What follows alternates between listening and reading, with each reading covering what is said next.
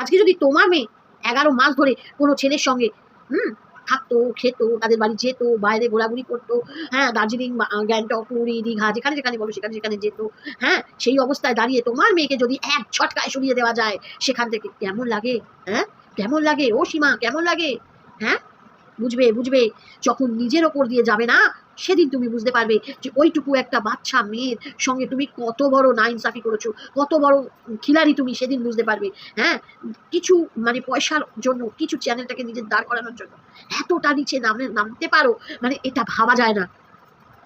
আমরা মানছি, আমরা কন্ট্রোভার্সি করি, কিন্তু কারোর জীবন নিয়ে এইভাবে কন্ট্রোভার্সি একমাত্র তোমাদের চ্যানেল থেকে বস শেখা যায়, তোমাদের চ্যানেল থেকে। আর আমি বলবো দিশানিকে সব কটার কোমরে দড়ি পরিয়ে একদম নিয়ে যা, তবে কন্ট্রোভার্সি উঠবে, তবে ইউটিউব থেকে একজন করলে পরে তবে কন্ট্রোভার্সি উঠবে। আজকে সেই মেয়েটাকে বলছে বে, সেই মেয়েটাকে বলছি অন লাইভে খা, তুমি করিয়েছো, তুমি করিয়েছো তুমি। হ্যাঁ, তো চলো বন্ধুরা, আজকে ভিডিওটা একটু বড় হবে।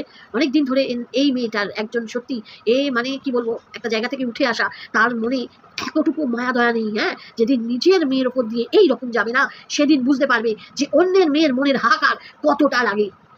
তো কেমন আছে বন্ধুরা, আশা করি অনেক অনেক ভালো আছে। বোন কলকাতা ছোট্ট ব্লগে তোমাদের সবাইকে স্বাগত জানিয়ে আমি আমার ব্লগ শুরু করলাম। আজকের ভিডিওটা সীমাকে নিয়ে, সীমার উদ্দেশ্যে আজকে আমি কিছু কথা বলবো। অনেক বড় ক্রিয়েচার, অনেক খিদে তার পেটে, কন্ট্রোভার্সি না করলে হয় না, বুঝেছো না? তো চলো ভিডিওটা দেখতে থাকো। আর দিশানিকে বলবো, বারবার বলবো, একবার নয় বারবার বলবো, যেটা তোর সঙ্গে সবাই করেছে তার জন্য সব কটা পানিশমেন্ট কর। জোর করে কারোর ঘাড়ে কাউকে চাপানো যায় না।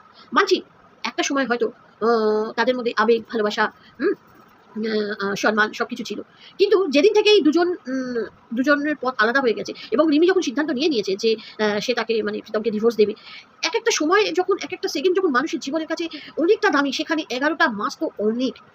সেই সময় হয়েছে কি না, এই 11টা মাসের মধ্যে আমাদের দিশানি, হ্যাঁ, সে এন্ট্রি নিয়ে নিয়েছে অলরেডি। যখন রিমি ঠিকই করেছে যে তাকে ডিভোর্স দেবে, তাহলে কেন সে ফিরে গেল? সে কেন ফিরে গেল, আর কেনই বা তাকে সেখানে দিয়ে আসা হলো? কিছু ক্রিয়েটাররা আছে বন্ধুরা, এই জাস্ট সীমা চ্যানেলের সীমা বেশ কয়েক মাস আগেই বলেছিল দিশানি প্রীতমের একসঙ্গে থাকা নিয়ে অনেক মানে লড়েছিল, যে তোমরা এক হয়ে যাও, ওই রকম মেন্টাল সব কিছু বলেছিল, আমরা সব কিছু জানি। কিন্তু তারপরেও এখন শুধু কিছুটা ভিউজ আর কিছুটা মানে নিজের চ্যানেলকে ওঠানোর জন্য যে মানুষ এতটা নৃশংস হতে পারে, কারোর মানে ওর মানে আজকে দিশানিকে যে অবস্থায় সীমা ফেলেছে, সীমা একবার মনে করছে না যে তার ঘরেও সমবয়সী একটা মেয়ে আছে। আজকে তার চোখের জল যেভাবে ফেলেছে, আজকে কিন্তু তার মেয়েও আছে ঘরে, এটা কিন্তু তার মাথায় রাখা উচিত। এই 11টা মাস কোথায় ছিল, কোথায় ছিল রিমি? আমাদের উত্তর দাও। তুমি নিজের ইচ্ছা মতন ওয়াইটিটাকে চালাবে মনে করেছো? হ্যাঁ, তুমি কোন হুনু আছো? হ্যাঁ শুনি, কোন হুনু আছো? একে তো কন্ট্রোভার্সি করে সবার জীবন, সবার সংসারটাকে তছনছ করে দিয়েছো তুমি, তছনছ। হ্যাঁ, আমি শুধু মনে করি তোমাদের বাড়ির ফ্যামিলির লোকেরা কি কোনো কাজবাজ করে না? হ্যাঁ, কোনো কাজবাজ করে না? লোকের হাঁড়ির খবর তুলে এনে কন্ট্রোভার্সি করে তাদের জীবনটাকে শেষ করে দিচ্ছ। কিছু মানে কন্ট্রোভার্সি ক্রিয়েটর আছে যারা তলায় তলায় নোংরামি করে, হ্যাঁ, নোংরামি করে এসে এখানে ভদ্রতার মুখোশ পরে এমনভাবে লাইভ করে, দেখে মনে হয় যেন কত সতী সাবিত্রী এক একজন। আরে আমরা খারাপ, আমরা সবার সামনে প্ল্যাটফর্মে তুলে ধরি, আমাদের একটা ভুল মাথা পেতে স্বীকার করেছি। তোমরা তো হাজারো ভুল করো, তোমাদের তো হাজারো ন্যাংটামি করো। কেউ কারোর বরের সঙ্গে অবৈধ সম্পর্কে রাতের পর রাত কথা বলো, আবার বলেছে বলে মানে মিনিটে মিনিটে লাইভ হয়েছে। হ্যাঁ, কেন গায়ের জ্বালা এত কিসের? তোমাদের ঘরের বরেরা কিছু করে না? বউদেরকে একটা টাচ ফোন দিয়ে নামিয়ে দিয়েছে ওয়াইটির মাঝখানে, যাও সবার সংসারে, যে সংসারে ফাটল আছে সেই সংসারগুলোকে শেষ করে দাও। তোমাদের কি খেয়ে দিয়ে কোনো কাজ নেই? অন্যের সংসারে তাক মেরে বসে থাকো। আসলে কি, তোমাদের তো বয়স হয়ে গেছে, তোমাদের কুট কাচারি ছাড়া কোনো যোগ্যতা নেই। কুট কাচারি তোমাদের করেই খেয়ে বাঁচতে হবে। আরে সেই টাকায় খাওয়া যায় না। হসপিটালাইজ, নার্সিংহোম, রোগ ভোগ এই সবে চলে যায়। সাময়িক খুশি মেলে, সাময়িক খুশি। লোকের সংসার ভেঙে, লোকের চোখের জল ফেলিয়ে টাকা ভোগ করা যায় না, অত সহজ নয়। আজকে 11টা মাস ধরে দিনের পর দিন সেই মেয়েটা একসঙ্গে থেকেছে, খেয়েছে, ঘুরেছে, বেরিয়েছে, বাইরে গেছে। কোথায় ছিল তখন? তোমরা কোথায় ছিলে? তখন কেন মনে হয়নি? এক মাস যেখানে এক একটা সেকেন্ড মানুষের জীবনে অনেকটা দামি, সেই জায়গায় 11টা মাস তোমরা কোথায় ছিলে? এখন দিতে এসছো? হ্যাঁ, আমি তো বলবো মানে দিশানিকে, যে দিশানি তুই বাবু একটা কাজ কর, এদের সব কটার নামে কোমরে দড়ি পরিয়ে একদম হাজতবাস করিয়ে দে, বুঝেছিস? এরা যতদিন মানে এখানে কন্ট্রোভার্সি মানে থাকবে ইউটিউবে, ততদিন এরা প্রত্যেকের সংসার নষ্ট করে যাবে। কিন্তু আদতে সে বোঝে না যে তারও ফ্যামিলিতে সন্তান আছে, সে ছেলেই হোক বা মেয়ে। কারোর বাড়িতে ছেলের বউ আসবে, কারোর বাড়ির মেয়ে চলে যাবে। সুখী হওয়া ওইভাবে যায় না।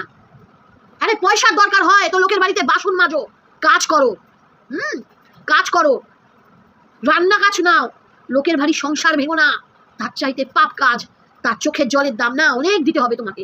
আজকে তোমাকে বলে রাখলাম, অনেক দিতে হবে। অত সহজ নয়। তুমি ভাবছো হয়তো তুমি কটা টাকা ভিউজ নিয়ে, হাজার হাজার ভিউজ নিয়ে, টাকা নিয়ে তুমি অনেক কিছু করে নিচ্ছ, অনেক বড় হুনু হয়ে গেছো, কিন্তু আসলে তুমি নও। তুমি সব চাইতে বোকা।